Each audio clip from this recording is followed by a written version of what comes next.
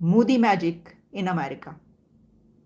आप इसको किसी भी नाम से देखें, लेकिन इसमें इंडिया और अमेरिका के बीच बहुत अहम डेवलपमेंट्स सामने आई हैं।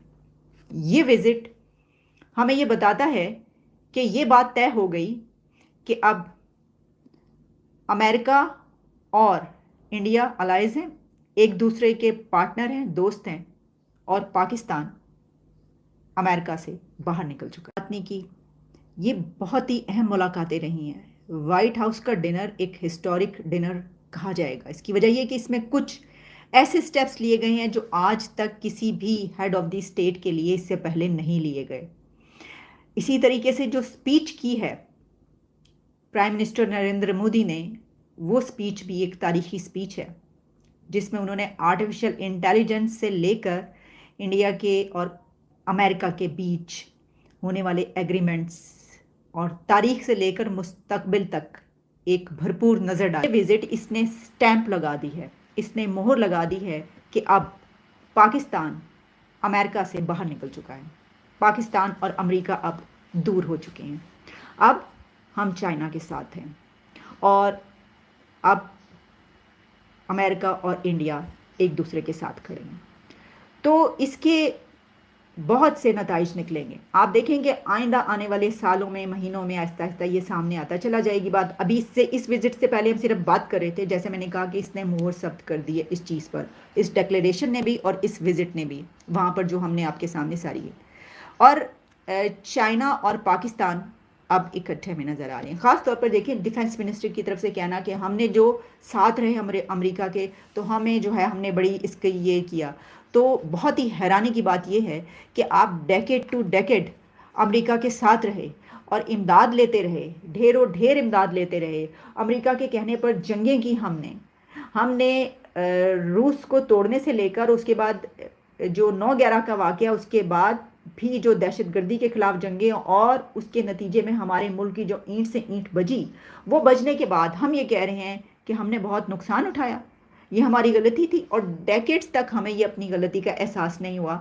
और अब जब हम हालात को देखते हुए, हमारी ये मजबूरी और हमने ये चूज़ किया, चलो ठीक है, हमारा ये इंतखाब है कि हमने अब इस तरफ नहीं इस तरफ खड़े होना है, तो फिर हम ये कह रहे हैं कि वो हमारी गलती थी। मेरा ख्याल है कि इसको इस तरीके से हम देख सकते हैं कि बजाय इसके कि या तो फिर अपनी फिर इसमें गलतियां भी माननी चाहिए।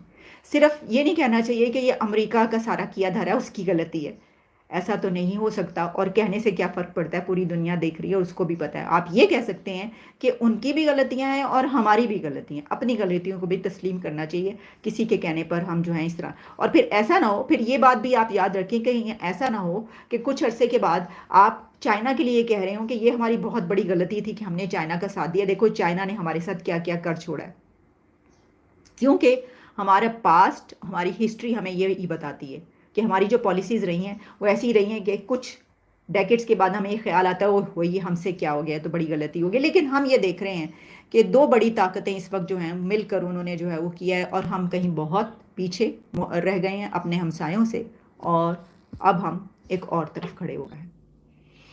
इस स्पीच के बाद जो जॉइंट प्रेशर हुआ उसमें डिक्लेरेशन भी सामने आया, जिसके 30 आई थिंक 30वें और 31वें जो पॉइंट है उसमें पाकिस्तान का जिक्र भी हुआ है। ये प्रेशर एक सामने आया और ये पहली मरतबा हुआ कि दोनों का जॉइंट प्रेशर था, यानी उसमें वो भी शरीक हुआ। उसके बाद फिर एक और प्रेशर भी सिर्फ अकेले पीएम मोदी की तरफ से भी सामने आया। लेकिन इसमें ये कहा गया है कि जो मुश्तरका इजलास से जो खिताब किया उसमें भी कुछ उन्होंने दौरान दहशतगर्दी के मौजू पर जो है वो बात की है, और इसमें पाकिस्तान और चीन का नाम लिए बगैर जो है दोनों मुल्कों पर तनकीद की गई है, जिसमें 26/11 और 9/11 को भी याद किया गया है। और इसमें यूक्रेन रूस जंग पर तशवीश का इजहार भी किया गया अपनी स्पीच के दौरान। उन्होंने जंग लोगों को नुकसान पहुंचाती है ये कहा। दोनों ममालिक के दरमियान जंग की वजह से तरक्की पजीर ममालिक भी मुतासर हुए हैं ये भी कहा गया। जंग की वजह से ग्लोबलाइजेशन को भी नुकसान पहुंचा है, सप्लाई चेन जो है वो लिमिटेड हुई है। और फिर उसके बाद यूक्रेन बहरान की वजह से यूरोप जंग के साए में है। फिर इसमें कई ताकतें शामिल हैं, इसमें संगीन नताइज जो हैं वो उसके निकल सकते हैं। फिर उन्होंने खुलकर कहा कि ये जंग का दौर नहीं है बल्कि बातचीत और सिफारतकारी का दौर है और हमें खून बहाने और इस तरह की उस पर जो है वो रोकना होगा। और फिर दहशतगर्दी पर जो है वो उसके पर बात की जब उन्होंने, तो चीन और पाकिस्तान के हवाले से कहा कि महज आरई के स्याह बादल जो हैं वो हिंद पैसिफिक खित्ते पर भी असरअंदाज हो रहे हैं। खित्ते में इस्तेहकाम हमारी मुश्तरका जो है वो कोशिश है। हम एक साथ खुशी चाहते हैं और 9/11 और 26/11 के हमलों के बाद भी बुनियाद परस्ती और दहशतगर्दी पूरी दुनिया के लिए एक संगीन खतरा है। अब जैसा मैंने आपको बताया कि इसमें जो जिक्र किया गया है उसका क्योंकि इशारा और जो कहा गया है वो पाकिस्तान और चाइना के हवाले से क्या कहा गया है। अब इसको आप जब देखेंगे तो आपको वॉइस ऑफ अमेरिका से लेकर बीबीसी तक ये सब जो है ये वहाँ पर पब्लिश हो रहा है और नज़र आ रहा है। इसमें कहा गया कि पाकिस्तान यकीनी बनाए कि उसकी सरजमीन दहशतगर्दी के लिए इस्तेमाल ना हो। और फिर इसमें कहा गया है कि अमेरिका और इंडिया आलमी दहशतगर्दी के ख़िलाफ़ एक साथ खड़े हैं। हम हर सूरत में दहशतगर्दी और इंतहा पसंदी की मजम्मत करते हैं। फिर इस एलामिया में जो डिक्लेरेशन आया है जॉइंट, इसमें कलदम तंजीमों अलकायदा, दौलत इस्लामिया, दाइश और लश्कर तैयबा, जैश मोहम्मद और हिजबुल मुजाहिदीन के ख़िलाफ़ सख्त कार्रवाई करने का जो है वो डिमांड की गई है। फिर सरहद पार दहशतगर्दी की को कंडेम किया गया। अमेरिका और इंडिया ने पाकिस्तान से ये डिमांड की है कि फौरी ऐसे इकदामात के ज़रिए ये मेक श्योर किया जाए कि इसकी जो पाकिस्तान की सरजमीन है वो दहशतगर्द हमलों के लिए इस्तेमाल ना की जाए।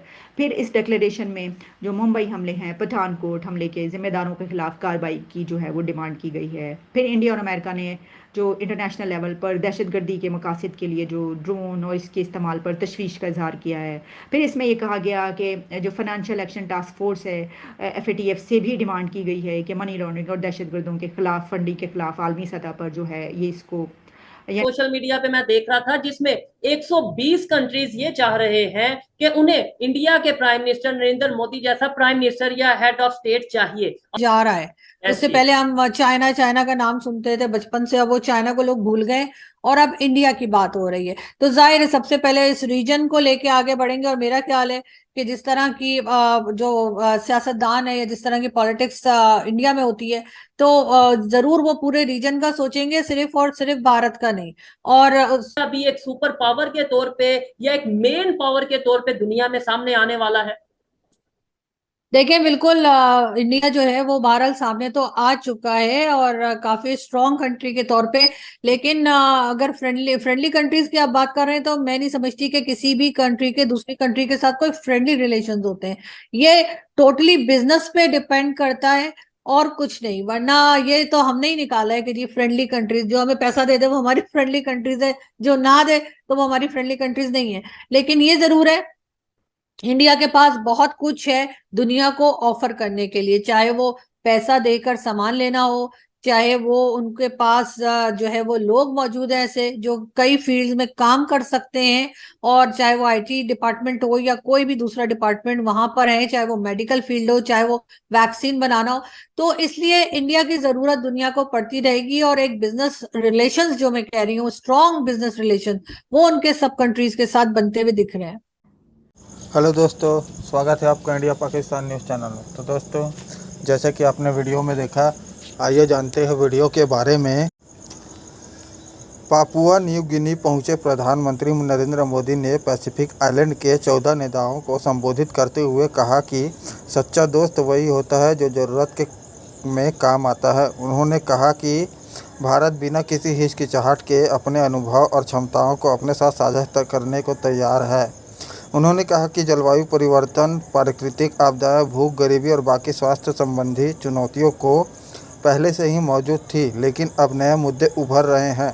खाद्य, फ्यूल, फर्टिलाइज़र, फार्मास्यूटिकल की सप्लाई चेन में बाधाएं पैदा हो रही है। उन्होंने कहा कि संयुक्त राष्ट्र सुरक्षा परिषद में भी गूंजनी चाहिए। PM मोदी ने कहा कि इस साल जनवरी में voice of global south of summit का आयोजन किया गया था।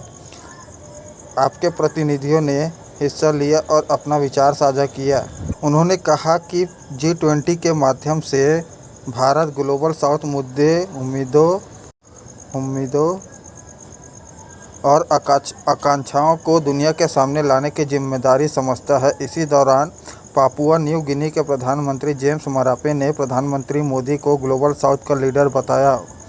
उन्होंने इसी दौरान न्यू पापुआ गिनी के प्रधानमंत्री जेम्स मरापे ने प्रधानमंत्री को ग्लोबल साउथ का ग्लोबल लीडर बताया, हम ग्लोबल पावर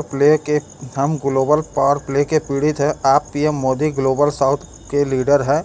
हम वैश्विक मंचों पर आपका समर्थन करेंगे।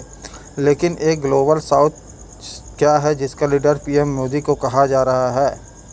आर्थिक और सामाजिक विकास के आधार पर दुनिया को दो हिस्सों में बांटा गया है। एक है ग्लोबल नॉर्थ और दूसरा है ग्लोबल साउथ।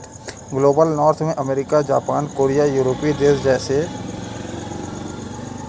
दुनिया के विकसित देश समृद्ध शामिल हैं, जबकि ग्लोबल साउथ में आर्थिक और सामाजिक विकास के आधार पर कम विकसित या विकासशील देश हैं। इसमें लैटिन अमेरिका, अफ्रीका, एशिया और ओशिनिया देश है। ग्लोबल साउथ में लगभग 100 से ज़्यादा देश आते हैं। इस